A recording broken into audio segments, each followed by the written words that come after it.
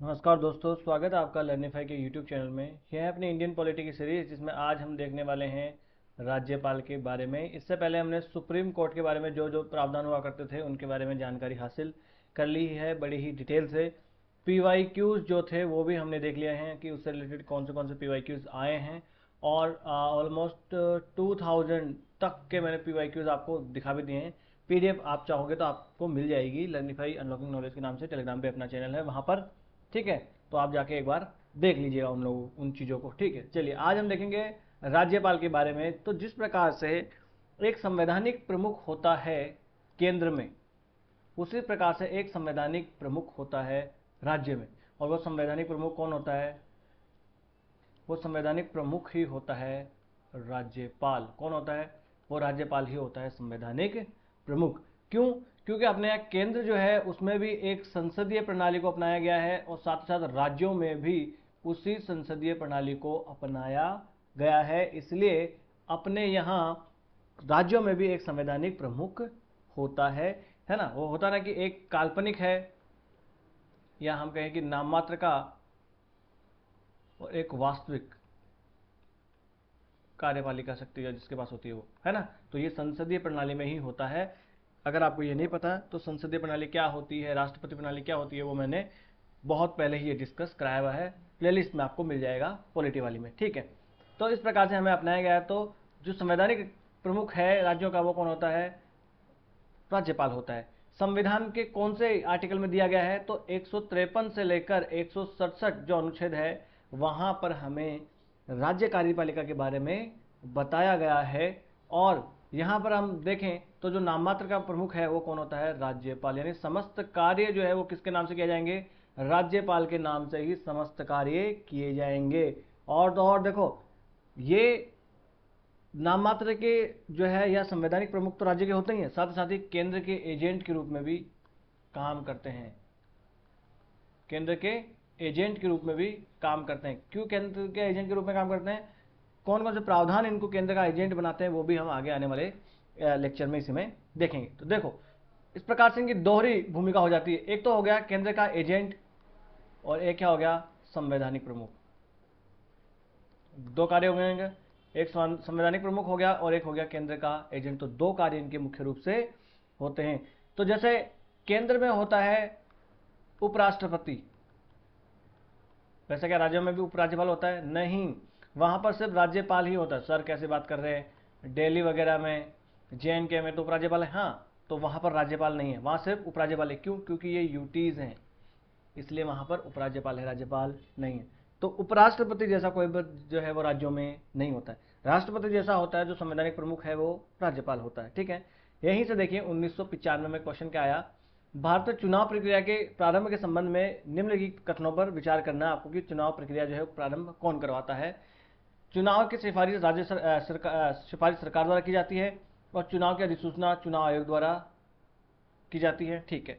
चुनाव के लिए सिफारिश चुनाव आयोग द्वारा की जाती है, और चुनाव की अधिसूचना केंद्र में गृह मंत्रालय और राज्यों में गृह विभाग द्वारा की जाती है। अगला, चुनाव के लिए सिफारिश चुनाव आयोग के द्वारा की जाती है, और चुनाव की अधिसूचना राष्ट्रपति और संबंधित राज्यपालों के द्वारा जारी की जाती है। अगला, चुनाव के लिए सिफारिश करने और उसके संबंध में अधिसूचना जारी करने का कार्य दोनों ही चुनाव आयोग के द्वारा किया जाता है। तो कौन करता है ये सारा का सारा काम? यहां पर चुनाव आयोग ही सारा का सारा काम करता है। यही जो है वो सिफारिश, अच्छा, चुनाव के लिए सिफारिश जो है वो सरकार करती है। वैसे देखा जाए तो ऑप्शन इसका ए होगा, है ना। इसका ऑप्शन ए होने वाला है कि सरकार जो है वो चुनाव की सिफारिश करवा देती है। जैसे मान लीजिए लोकसभा जो है वो भंग राष्ट्र सब करवानी हो, तो सरकार क्या कहेगी कि भाई साहब चुनाव करवा दो। अब चुनाव कौन करवाएगा? अधिसूचना कौन जारी करेगा? चुनाव आयोग जारी करेगा, इलेक्शन कमीशन ऑफ इंडिया। याद रखना ये, है ना। चलिए, राज्यपाल की भूमिका जो है वो किस प्रकार से इसका विकास होता है वो भी हम देख लेते हैं एक एक करके कि किस प्रकार से राज्यपाल की भूमिका जो है उसका विकास हुआ है ओवर द ईयर्स। तो भारत सरकार अधिनियम 1858, आपको पता ही है 1857 की क्रांति के बाद में किस प्रकार से अब ईस्ट इंडिया कंपनी से शासन भार ले लिया जाता है, और किसको दे दिया जाता है? अब शासन भार दे दिया जाता है क्राउन को। ब्रिटिश क्राउन जो था उसको ये सारा का सारा शासन भार दे दिया जाता है। इसमें अब जो है वो सरकार किसके नाम से चलाई जाएगी? अब सरकार चलाएगा क्राउन, है ना। पर क्राउन कहाँ है? क्राउन तो ब्रिटेन में है। तो भारत में उसका प्रतिनिधि कौन होगा? तो जो गवर्नर है वो ही इसके राज्यों में प्रतिनिधि हो गए। केंद्र में कौन हो गया? वायसरॉय।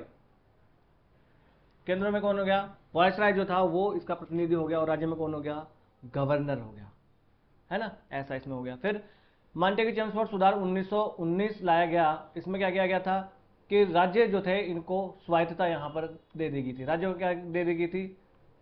स्वायत्तता यहां पर राज्यों को दे दी जाती है। अब राज्य सरकारें जो है वो कुछ मामलों में, जो हस्तांतरित मामले थे, उन हस्तांतरित मामलों में वो राज्य सरकारें अपना कार्य खुद कर सकती थी, और वहां का जो गवर्नर था उसको वहां की राज्य सरकार की सिफारिश पर ही काम करना होता था। और एक का था आरक्षित। आरक्षित वालों में राज्य सरकार जो है वो वाले मामले ब्रिटिश सरकार खुद देखती थी, गवर्नर के हाथों में वो होते थे। तो इस एक्ट के माध्यम से भी यहाँ पर एक उत्तरदायी सरकार के गठन के एक, मान लीजिए कि एक तरफ एक कदम यहाँ पर रखा जाता है। अगला, भारत सरकार अधिनियम 1935 में भी यहाँ पे प्रांतीय स्वायत्तता प्रदान कर दी गई थी पूर्ण रूप से, और राज्यों में पूर्ण रूप से उत्तरदायी सरकार बनाई गई। उत्तरदायी सरकार, अब प्रांतों में पूर्ण रूप से उत्तरदायी सरकार यहाँ पर गठित कर दी जाती है 1935 के अधिनियम में, जिसको मंत्रिपरिषद की सलाह पर कार्य करना था। तो अब देखो, फिर यहाँ पर उसका महत्वपूर्ण जो अधिकारी तो कौन था? वो गवर्नर ही था। तो इस प्रकार से इसका विकास होता है। और 1947 के बाद तो देखा जाए तो किस प्रकार से जो है वो मंत्रिपरिषद की सहायता के अनुसार कार्य करना ही गवर्नर के लिए जरूरी बना दिया गया, और ऐसा सेम राष्ट्रपति के लिए राज्यों में, राष्ट्र केंद्र में बना दिया गया। तो इस प्रकार से इसका पूरा इवोल्यूशन होता है। राज्यपाल से संबंधित ये पूरे के पूरे यहाँ पर अनुच्छेद दे रखे हैं, ये आप आराम से देख लीजिएगा। आर्टिकल 153 में राज्यपाल के बारे में बताया गया है। इस प्रकार से शुरू होकर ये 201 वगैरह, ये तो मैं जब आपको विधेयकों पर किस प्रकार से वो विचारों के लिए आरक्षित रखता है, ये सारी की सारी चीज़ें मैं आपको उसी वक्त बताता चलूंगा। ऐसे याद रखने की कोई चीज़ें ये नहीं है। 213 आर्टिकल तो मैंने ऑलरेडी बता दिया। 123 में अध्यादेश जारी करते हैं राष्ट्रपति, और 213 में अध्यादेश जारी करते हैं राज्यपाल। ठीक है, चलो अब यहां पर देखें कि भारत में राज्यपालों की भूमिका को नियंत्रित करने वाला संवैधानिक ढांचा यहां पर क्या है। तो जो राज्यपाल है उनको शक्ति और कार्य का प्रयोग जो है वो कहां से मिलता है?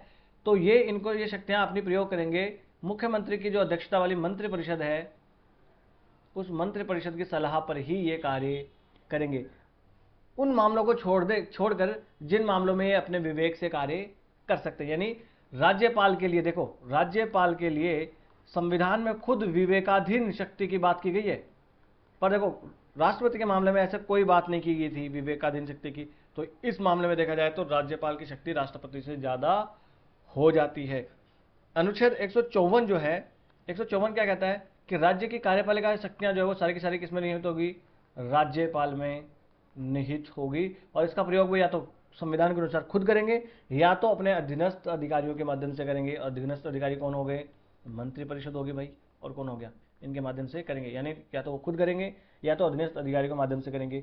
और खुद वो सारा काम नहीं कर सकते, वो खुद जो काम जो है वो एड एंड एडवाइस पे किसके करेंगे? मंत्रिपरिषद की सलाह पर करेंगे, कुछ विवेकाधीन शक्तियों को छोड़कर, है ना। ठीक है, कोई भी प्राधिकारी जो है विद्यमान कानून द्वारा प्रदत्त कोई भी कार्य उन्हें हस्तांतरित किया गया समझा जाएगा, ऐसा कोई काम नहीं है। जो संविधान में लिखा गया सेम ऐसा ही होगा, किसी और अधिकारी वगैरह को ये शक्तियां वगैरह यहाँ पर नहीं है। अनुच्छेद 163 में क्या लिखा गया है? ये यहाँ से क्वेश्चन पूछे जाते हैं, इन्हीं का इंटरप्रिटेशन यूपीएससी पूछती है ना। तो जो आपको सिंपल दिख रहा है ना, वो सिंपल जो है वो टफ है actually. Simplest question are the toughest question.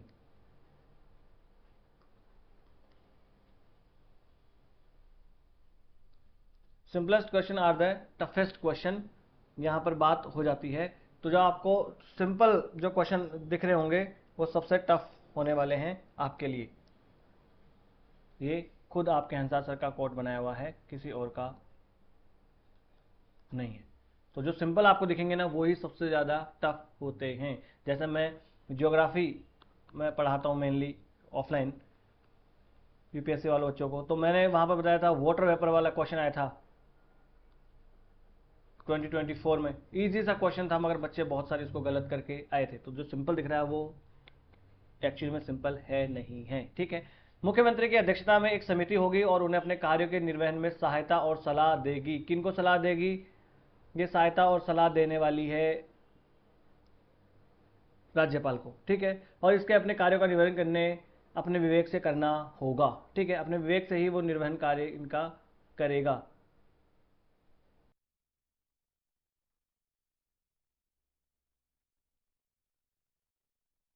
हाँ जी, हम देख रहे थे अनुच्छेद 163। तो अनुच्छेद 163 में लिखा गया है कि मुख्यमंत्री की अध्यक्षता में एक समिति होगी जो अपने कार्यों के निर्वहन में सहायता और सलाह देगी। किसको? राज्यपाल को सलाह देगी। ठीक है, और इसके सिवा कुछ कार्य वो अपने विवेक से भी कर सकते हैं। अनुच्छेद 164 जो है, इस अनुच्छेद 164 में क्या लिखा गया है? मंत्रिमंडल जो है वो सामूहिक रूप से किसके प्रति जिम्मेदार होगी? विधानसभा के प्रति। और अगर हम देखें तो अनुच्छेद 75 जो था उसमें क्या लिखा गया था कि मंत्रिपरिषद जो है वो किसके प्रति जिम्मेदार होगी सामूहिक रूप से? लोकसभा के प्रति।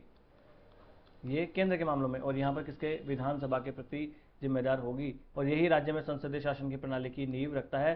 सिंपल सा यूपीएससी स्टेटमेंट पूछ लेगी कि राज्य में संसदीय प्रणाली का अर्थ इनमें से क्या है? मंत्रिपरिषद विधानसभा के प्रति उत्तरदायी है, ये इसका अर्थ होता है। ठीक है, यहां से गलती अब मत कीजिएगा। ठीक है, चलिए, राज्य लेखपाल की जो संवैधानिक स्थिति है इसके बारे में दो अलग अलग मामले हो सकते हैं। एक तो संविधान में राज्यपाल द्वारा अपने विवेक से, अच्छा, राज्यपाल वर्सेस राष्ट्रपति की बात यहां पर हो रही है कि राज्यपाल और राष्ट्रपति के पास क्या विवेकाधीन शक्तियों के बारे में लिखा गया है। तो राज्यपाल को देखो, यहां पर विवेक से कार्य करने की संभावना पहले ही संविधान में बता दी गई है, पर राष्ट्रपति के बारे में ऐसी की संभावना की कोई परिकल्पना संविधान में नहीं की गई है। अभी मैंने आपको अनुच्छेद 154, 163, 53 बताया था, उसमें ऐसा था ना, पर इसमें ऐसा नहीं है। एक क्या है? 42वें संविधान संशोधन 1976 के माध्यम से मंत्रिपरिषद की जो सलाह है वो राष्ट्रपति के लिए बाध्यकारी बना दी गई है। एक बार हालांकि वो वापस लौटा सकते हैं, मगर अगर फिर से मंत्रिपरिषद उससे सलाह दें तो फिर राष्ट्रपति को बात माननी पड़ेगी। ऐसी बाध्यता जो है वो यहाँ पर राज्यपाल पे अभी भी नहीं है। तो इस मामले में देखा जाए तो राज्यपाल के पास ज्यादा शक्ति आ जाती है राष्ट्रपति से। ठीक है, यहाँ पर क्या अधिदेश जो है वो राज्यपाल को दिया गया है। ठीक है, तो प्रत्येक राज्य के लिए एक राज्यपाल होगा ऐसी बात की गई है, परंतु इस अनुच्छेद की कोई बात एक ही व्यक्ति को दो या अधिक राज्यों के लिए राज्यपाल नियुक्त करने से नहीं रोकती। यानी एक राज्य के लिए प्रत्येक राज्य का एक राज्यपाल होगा, ये बात तो है, पर इसका मतलब ये थोड़ी है कि एक ही राज्यपाल दो राज्यों का राज्यपाल नहीं हो सकता। भाई उस राज्य, जैसे मान लीजिए एक तरफ है यूपी, एक तरफ है राजस्थान। ठीक है, यूपी का एक राज्यपाल होगा, गवर्नर होगा, और राजस्थान का एक गवर्नर होगा, ऐसा। ठीक है, ऐसा में तो हो सकता है कि मान लीजिए पंजाब का और हरियाणा का, मान लीजिए कि एक ही गवर्नर हो जाए। एक ही गवर्नर पंजाब का भी गवर्नर है, एक ही गवर्नर हरियाणा का गवर्नर है, ऐसा हो सकता है। एक ही व्यक्ति को एक से अधिक राज्यों का गवर्नर बनाया जा सकता है। 7वां संविधान संशोधन अधिनियम 1956 में ऐसी बात लिख दी गई है कि एक ही व्यक्ति एक से अधिक राज्यों का राज्यपाल बन सकता है। ठीक है ना? अनुच्छेद 153 है, उसमें सिर्फ इतना ही है ना कि राज्यपाल का पद जो है उसमें रिक्ति नहीं होगी। इसका अर्थ अगर यही तो निकलता है कि राज्यपाल होगा ही होगा, समस्त कार्यकारी शक्तियां उसमें ही होंगी, और उसको सलाह देने के लिए एक मंत्रिपरिषद होगी, है ना? पर इसका मतलब ये थोड़ी कि राज्यपाल जो है वो एक आदमी को दो राज्यों का राज्यपाल नियुक्त नहीं किया जा सकता, किया जा सकता है ना? तो 7वां संविधान संशोधन 1956 था, उस अधिनियम ने, उस एक्ट ने एक ही व्यक्ति को दो या अधिक राज्यों के राज्यपाल की नियुक्त करने की अनुमति दे दी है। अब जो है वो एक ही राज्यपाल को दो राज्यों का राज्यपाल नियुक्त किया जा सकता है, या एक से अधिक राज्यों का नियुक्त किया जा सकता है। ठीक है, राज्यपाल की नियुक्ति जो है वह अनुच्छेद 155 के अनुसार कैसा होता है? तो राज्यपाल का चुनाव नहीं होता। माफ कीजिएगा। जैसा हम देखें केंद्र में तो राष्ट्रपति का चुनाव हो रहा था, कैसा हो रहा था जी? अप्रत्यक्ष रूप से, अप्रत्यक्ष रूप से राष्ट्रपति जी का चुनाव हो रहा था। तो क्या राज्यपाल का भी अप्रत्यक्ष चुनाव होता? नहीं, राज्यपाल का न तो प्रत्यक्ष होता है ना अप्रत्यक्ष होता है, किसी भी प्रकार का चुनाव राज्यपाल का नहीं होता है। ठीक है, अगला, राष्ट्रपति द्वारा अपने हस्ताक्षर और मुहर सहित जो वारंट होता है उसके द्वारा इसकी नियुक्त की जाती है। तो कभी क्वेश्चन बने यूपीएससी में कि राज्यपाल को नियुक्त किया जाता है या निर्वाचित किया जाता है, तो आप क्या लगाएंगे? नियुक्त किया जाता है। किसके द्वारा किया जाता है? तो राष्ट्रपति के द्वारा नियुक्त किया जाता है। President of India will appoint governor of the state, है ना? अगला, 1979 जो है वहां में सर्वोच्च न्यायालय ने एक फैसला दिया था कि किसी राज्य के राज्यपाल का पद जो है वो केंद्र के अधीन रोजगार नहीं माना जाएगा, तो केंद्र के, हालांकि ये केंद्र का एजेंट होता है, बट इसका मतलब ये नहीं है कि ये केंद्र का कोई कर्मचारी है, केंद्र का ये अधीन रोजगार ये नहीं है। यह एक स्वतंत्र संवैधानिक पद है और केंद्र सरकार के नियंत्रण या अधीनता में ये नहीं आता है। राज्यपाल केंद्र के नियंत्रण में नहीं है, ठीक है। संविधान जो था उसमें एक बात की गई थी कि सार्वभौमिक वैश्य मताधिकार के आधार पर प्रत्यक्ष रूप से जो है वो यहाँ पर राज्यपाल का चुनाव हो। संविधान का जो मसौदा तैयार हो रहा था उसमें ये बात आई थी कि प्रत्यक्ष रूप से सार्वभौमिक वैश्य मताधिकार के आधार पर जो है वो निर्वाचन किया जाए राज्यपाल का। हालांकि बाद में जो है सभा ने ये बात नहीं मानी और जो अभी वर्तमान प्रणाली है कि केंद्र के द्वारा नियुक्त किया जाता है, इसी प्रणाली को अपनाया। अगर हम देखें अमेरिका में, यूएसए जो है अपना भाई, यूएसए में देखें तो राज्यपाल, वहाँ का जो गवर्नर होता है उस गवर्नर को यहाँ पर निर्वाचित किया जाता है। वहाँ की राज्यों की जो समस्त शक्तियाँ होती है वो किसके पास होती है? गवर्नर के पास ही होती है। जैसे वहाँ के केंद्र की सारी शक्तियाँ किसके पास होती है? प्रेसिडेंट ऑफ यूएसए के पास होती है ना, वैसे सेम राज्य जो है वहाँ की उसकी शक्ति किसके पास होती है? वहाँ की गवर्नर के पास। कनाडा का जो मॉडल है, उस कनाडा के मॉडल में केंद्र के द्वारा नियुक्ति की जाती है, इसलिए हमने कौन सा मॉडल अपनाया? हमने कनाडा का मॉडल अपनाया, ना कि अमेरिका का मॉडल अपनाया, ठीक है। यहाँ पर हम देखें राज्यपाल की नियुक्ति में विविधता अगर देखें तो भारत में राज्य नेतृत्व की रूपरेखा और रुझान क्या है, तो ये माना जाता है कि राजनेता एक हो ऐसा, क्या वो सक्रिय राजनेता होना चाहिए या फिर वो गैर सक्रिय राजनेता होना चाहिए। तो कुछ विद्वान कहते हैं कि एक सक्रिय जो राजनेता है उसको राज्यपाल नियुक्त किया जाना चाहिए। एक ऐसा भी विचार है लोगों के कि गैर सक्रिय जो राजनीति में है ऐसे व्यक्तियों को राज्यपाल बनाया जाना चाहिए ताकि वो राजनीति में ना पड़े। कुछ कहते हैं कि भैया देखो सेवानिवृत्त नौकरशाह जो है, और यहाँ पर देखें तो सेवानिवृत्त नौकरशाहों की नियुक्ति की जाती है राज्यपालों के में, है ना। जो प्रमुख है, रक्षा के प्रमुख होते हैं, उनको बहुत जगह हम देखें तो राज्यपाल के रूप में नियुक्त कर दिया जाता है। General VK. चौहान वगैरह और पता नहीं जो थे उनको नियुक्त किया गया यहाँ पर। कहीं कहीं पर देखें तो सामाजिक कार्यकर्ता जो है उनको भी यहाँ पर नियुक्त कर दिया जाता है। कहीं कहीं पर जो एजुकेशनिस्ट हैं, शिक्षाविद हैं, उनको भी नियुक्त किया जाता है। सेवानिवृत्त न्यायाधीशों को तो बहुत मामलों में नियुक्त यहाँ पर किया गया है। आमतौर पर हम देखा जाए तो सत्तारूढ़ पार्टी के लोग और चुनाव हारने वाले जो उम्मीदवार हैं उनको राज्यपाल के रूप में नियुक्त कर देते हैं कि भाई जो लोग चुनाव नहीं जीत पाए तो अब वो पार्टी छोड़कर ना चले जाएं, बड़े नेता हैं तो इनको क्या कर देते हैं भाई राज्यपाल बना देते हैं, ताकि एक लॉलीपॉप के जैसे उनको दिया जा सके और वो पार्टी के साथ जुड़े रहें, है ना। अगला, अपने अहंकार और साझेदारी के लिए किए जाने वाले व्यक्तियों को नियुक्त यहाँ पर किया जाता है ना। तो यहाँ पर जो है साझेदारी के लिए जो नियुक्त है कि भैया किसी पार्टी के नेता को जो है आपको पार्टी के साथ मिला के रखना है, किसी गठबंधन वाली पार्टी है तो उसके बड़े नेता को यहाँ पर राज्यपाल बना दिया जाता है, ठीक है। अब यहाँ पर अगर हम देखें हाँ, और अगर हम यहाँ पर देखें तो भारत में राज्यपाल की नियुक्ति पद्धति किस प्रकार से है, तो संविधान सभा ने 4 तरीकों पर विचार किया था कि एक तो है हम ये कर सकते हैं कि विधानसभा द्वारा चुनाव कर दें, एक ये हो सकता है कि विधानसभा द्वारा जो नाम के जो पैनल है उनमें से नियुक्त कर दिया जाए कि विधानसभा आपको ये पैनल बना के दे दे कि जी इनमें से नियुक्त कर लो, या एक हो सकता है कि केंद्र का नामांकन कर लिया जाए कि केंद्र जो है वो उनको भैया नाम निर्देशित कर दें जैसा आज होता है वैसा, और या ऐसा कि भैया एक प्रत्यक्ष रूप से चुनाव करवा ले जैसा कि सीएम का होता है वैसा ही इनका चुनाव करवा लिया जाए। ये 4 तरीके वहाँ पर थे, है ना। परंतु लास्ट में अपनाया कौन सा जाता है? केंद्रीय नामांकन वाला तरीका ही अपने यहाँ अपनाया जाता है ना। राज्यपाल की नियुक्ति में यहाँ पर है कि भाई सीएम जो है, सीएम से परामर्श लेना चाहिए, ऐसा है कि भाई सीएम से परामर्श लेना चाहिए। हालांकि ये बाध्यता नहीं है कि सीएम से परामर्श लेना ही पड़ेगा, ऐसी कोई बात नहीं है, पर ऐसा है कि भाई सीएम के साथ मिलकर वो काम करेंगे तो एटलीस्ट सीएम से बात तो करनी चाहिए उनको जब नियुक्त करे कि भाई इसको हम कर दें कि नहीं कर दें, ताकि वो मिलकर बेटर कोऑर्डिनेशन कर पाए, है ना। तो 1967 तक तो ये था, 1967 तक तो माफ़ कीजिएगा, पेन अपना यही ठीक है, ये भी ठीक नहीं है, यही अपना पेन ठीक है।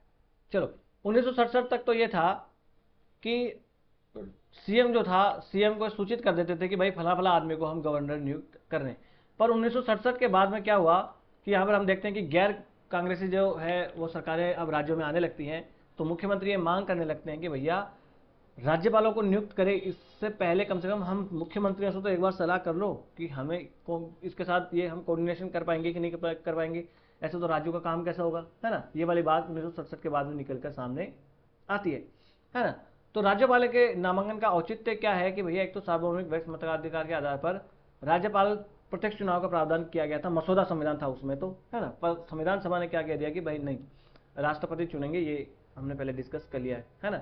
यहाँ पर राज्यपाल के चुनाव से संबंधित चुनौतियां और चिंताएं क्या है, तो ये है, अगर राज्यपाल का चुनाव मान लीजिए कि प्रत्यक्ष रूप से होता तो क्या होता, ये तो संसदीय प्रणाली के ही विपरीत होता। भाई संसदीय प्रणाली में क्या है, एक तरफ तो नाम मात्र का होगा और एक तरफ वास्तविक होगा। तो नाम मात्र का तो तभी होगा ना जब वो चुना ही इस पद्धति से गया। अगर उससे भी प्रत्यक्ष रूप से चुना गया है, गवर्नर को भी प्रत्यक्ष रूप से चुना गया है और यहाँ पर सीएम को भी डायरेक्ट चुना गया, तो फिर दोनों की पावर तो बराबर होनी चाहिए ना। तो फिर ये संसदीय प्रणाली वाली बात तो रहेगी नहीं, है ना। तो इसके विपरीत हो जाएगा। अगला, अगर प्रत्यक्ष रूप से चुना गया तो भैया यहाँ पर क्या होगा कि वह सीएम की सलाह पर सारा वो कार्य करेगा। तो फिर गवर्नर जो है वो कहेगा कि भैया मैं भी वैसे चुना गया हूँ जैसे तू चुना गया है, तो फिर मैं तो भाई वो वाला काम नहीं करूंगा। तो इन दोनों के बीच में टकराव आ जाएगा, और ऐसा टकराव आया तो राज्य सरकारें काम कैसा करवाएंगी? जिम्मेदारी किसकी है? सीएम की है। जनता जवाबदेह कौन है? सीएम है। मगर यहाँ पर वाई कौन लूट लेगा? गवर्नर लूट लेगा, और गवर्नर इनको काम करने नहीं देगा। जैसा अभी भी बहुत राज्यों में ऐसा होता है कि इस पर सुप्रीम कोर्ट ने अभी सुप्रीम कोर्ट ने एक निर्णय दिया है तमिलनाडु के संदर्भ में कि जो गवर्नर है वो बिल लटका कर बैठ जाते हैं। ऐसी बात नहीं है, गवर्नर को ये डिसाइड करना पड़ेगा कि कितने दिन में वो बिल को लौटाएंगे, है ना। समझ में आ रही है आपको बात? तो ऐसा हुआ तो मुख्यमंत्रियों के बीच में टकराव हो जाएगी, बहुत टकराव हो जाएगा। देखो अब राज्य केंद्र के द्वारा नियुक्त होता है फिर भी इतना टकराव है, तो अगर प्रत्यक्ष रूप से चुना जाएगा तो कितना टकराव यहाँ पर हो जाएगा। अगला, यहाँ पर एक विशुद्ध नाम मात्र का व्यक्ति जो है उसके रूप में यहाँ पर कर दिया जाए, है ना। तो अगर मान लीजिए कि वो एक नाम मात्र का ही होगा, भाई राज्यपाल अगर दो तो वो तो वास्तविक कार्यकारी शक्तियां किसके बाद हो नहीं सकती, और हम देखें कि वो उसे सिर्फ नाम मात्र की शक्तियां मिलने वाली है, फिर इसके लिए इतना बड़ा खर्चा करने की क्या आवश्यकता है भाई? उसके बाद अगर नाम मात्र की शक्तियां रखनी है तो फिर इतना बड़ा चुनाव के लिए इतना व्यय करने की कोई आवश्यकता नहीं है, बस सीधा डायरेक्टली उनको नियुक्ति कर दो ना, है ना। अगला, राज्यपाल का चुनाव पूरी तरीके से व्यक्तिगत मुद्दों पर आधारित होगा, है ना। व्यक्तिगत मुद्दों पर आधारित होगा कि भाई किसको नियुक्त किया जाएगा, कौन जो है वो वहां पर जो है किसका फेवरेट होगा, कौन महत्वपूर्ण रूप से वहां पर कार्य कर पाएगा किस प्रकार से। और ऐसा देखा तो फिर फालतू में अगर प्रत्यक्ष चुनाव कराया जाए तो यहाँ पर मतदाताओं को क्यों शामिल किया जाता है अपने पॉलिटिक्स के चक्कर में। अगला, एक निर्वाचित व्यक्ति जो है वो स्वाभाविक रूप से किसी न किसी पार्टी से जुड़ा होगा। मान लीजिए कि राजस्थान है, राजस्थान में गवर्नमेंट आ जाएगी साहब की कांग्रेस की, और यहाँ पर राज्यपाल जो है वो प्रत्यक्ष रूप से चुने हैं और वो चुन लेगी बीजेपी की। अब कैसा काम होगा? अब तो ये दोनों पार्टियां तो कट्टर दुश्मन है एक दूसरे की। आज के पॉलिटिकल हम जो डिस्कोर्स चल रहा है या जो पॉलिटिकल डेवलपमेंट चल रहे हैं उसके अकॉर्डिंग देखें तो क्या है कि भैया तो एक दूसरे के विरोध में है दोनों एक पार्टियां, इनका काटे खून ना मिले, तो ये तो भैया फिर काम नहीं करेंगे। ये गवर्नर साहब जो है इस सरकार का कोई काम होने ही नहीं देंगे, या फिर वो हर नीतियों में जो है वो अपनी पार्टी जो है उस पार्टी के संबंध में करें। हालांकि अब उसे नियुक्त किया जाता है, फिर भी देखो अब नियुक्त किया जाता है फिर भी वो किसी एक पार्टी का नेता तो होता ही है। मान लीजिए कि बीजेपी है तो बीजेपी क्या करते हैं, अपने ऐसे नेता जो चुनाव नहीं लड़ पाए या उनको खुश रखने के लिए पुराने नेताओं को देखो वो क्या करते हैं कि वो राज्यपाल बना देते हैं। अब वहां पर कोई विपक्षी सरकार की पार्टी है तो वहां पर ये राज्यपाल क्या करेंगे, ये राज्यपाल उस विपक्षी पार्टी की सरकार को काम करने ठीक से नहीं देते हैं, जैसे बिल को लटका के रखना। हाँ, यूपीएससी में पॉलिटी में नेगेटिव टोन के क्वेश्चन पूछने की आदत है, और अभी अभी देखो सुप्रीम कोर्ट ने फैसला दिया है इस राज्यपाल की शक्ति के दुरुपयोग के संबंध में, तो वो आपको याद रखना है, इसलिए मैं आपको ये चीज़ें इतनी डिटेल में जाकर बता रहा हूँ, ठीक है। अगला, राज्यपाल का अगर चुनाव होगा तो ये तो अलगाववादी प्रवृत्तियों को यहाँ पर बढ़ावा मिल जाएगा इससे तो, और देश की राजनीतिक स्थिरता और एकता पर यहाँ पर असर पड़ सकता है। गवर्नर जो है वो अलग ही राग अलापने लगेंगे अपनी राज्य सरकार से अलग ही जाकर, है ना। और होता क्या है कि राष्ट्रपति जब नामांकित करते हैं तो क्या होगा कि भैया केंद्र के एजेंट होते हैं, केंद्र चाहे इनको हटा देगा, तो इससे क्या होगा कि कम से कम उनके ऊपर एक केंद्र का एक शिकंजा तो है। अगर वो डायरेक्ट रूप से चुने गए हैं तो अब तो केंद्र का कोई शिकंजा ही नहीं है, तो इसमें क्या होगा, केंद्र जो है वो थोड़ा सा कमजोर हो जाएगा, और ऐसा होना हमारे देश के लिए अच्छा नहीं है ना। प्रत्यक्ष चुनाव से राज्य में आम चुनाव के समय नेतृत्व की गंभीर समस्या उत्पन्न हो जाएगी। भाई होना क्या चाहिए कि प्रेसिडेंट यानी राष्ट्रपति प्लस गवर्नर, ये तो ऐसे व्यक्ति हैं कि इनकी सीट कभी खाली होनी ही नहीं चाहिए। बट मान लीजिए चुनाव हो रहा है और इधर गवर्नर का भी चुनाव हो रहा है और इधर सीएम का भी चुनाव हो रहा है, अब यहाँ पर तो नेतृत्व की गंभीर समस्या होगी। अब राज्य को नेतृत्व कौन देगा भाई? जब सीएम का चुनाव हो रहा होता है तो उस टाइम तो क्या होता है कि कम से कम गवर्नर वहाँ पर होते हैं, वो कार्य कर रहे होते हैं, ऐसा हो जाता है। पर ऐसा हुआ तो कोई भी नहीं रहेगा, है ना। अगर ऐसा होगा कि डायरेक्ट चुनाव होगा तो मेन शक्तियां तो किसके पास है? सीएम के पास। तो सीएम क्या चाहेंगे कि मेरा फेवरेट दूसरे दर्जे का आदमी है वो राज्यपाल बने। क्या करें? मेरा फेवरेट कोई दूसरे दर्जे का जो व्यक्ति होगा वो राज्यपाल बनेगा। तो यहां पर तो ज़्यादा शक्तियां किसके पास होगी? सीएम के पास होगी, है ना।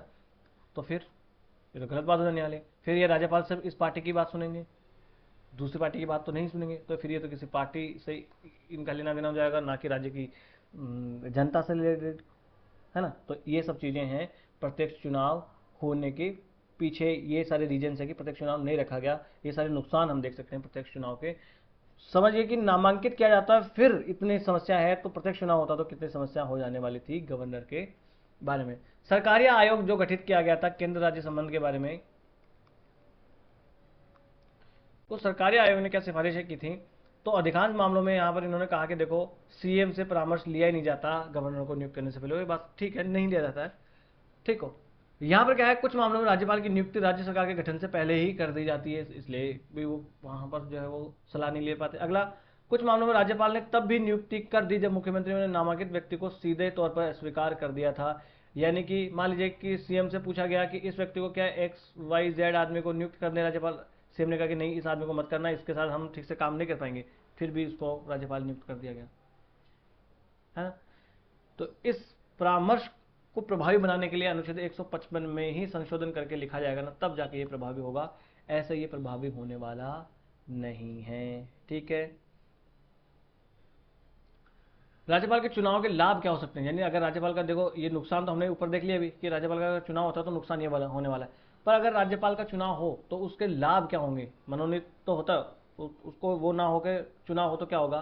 देखो ये होगा कि अभी क्या होता है कि किसी को भी नियुक्त कर दिया जाता है और उसमें ये होता है कि ये परंपरा है कि वो राज्य का आदमी नहीं, बाहर का आदमी होना चाहिए।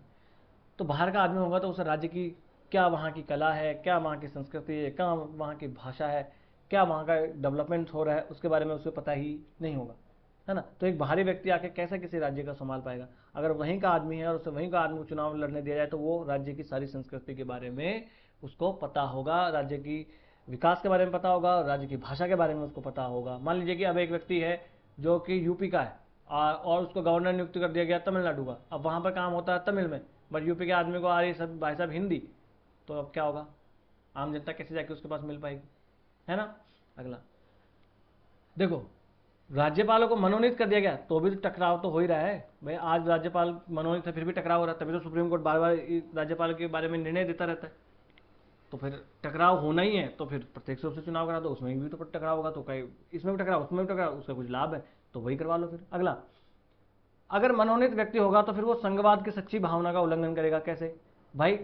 संघवाद में क्या हो गया कि केंद्र एक तरफ है, राज्य एक तरफ है और दोनों की शक्तियां अलग अलग है ना। पर यहाँ पर क्या है, केंद्र नियुक्त कर रहा है तो राज्य की शक्तियां तो कौन खा रहा है? केंद्र खा रहा है। पर संघवाद में तो ऐसा नहीं होना चाहिए, इसलिए राज्यों का मामला राज्य खुद देख ले, इसलिए यहाँ पर उसका चुनाव होना चाहिए। अगला, अभी क्या है कि केंद्र के द्वारा नियुक्त कर दिया जाता है और केंद्र जब चाहे तब राज्यपाल को बोल देगा कि राज्यपाल साहब आप छोड़ो, क्योंकि राज्यपाल जो है वो राष्ट्रपति के प्रसाद पर्यंत काम करता है और राष्ट्रपति किसकी बात मानते हैं? सरकार की बात मानते हैं। तो क्या होगा?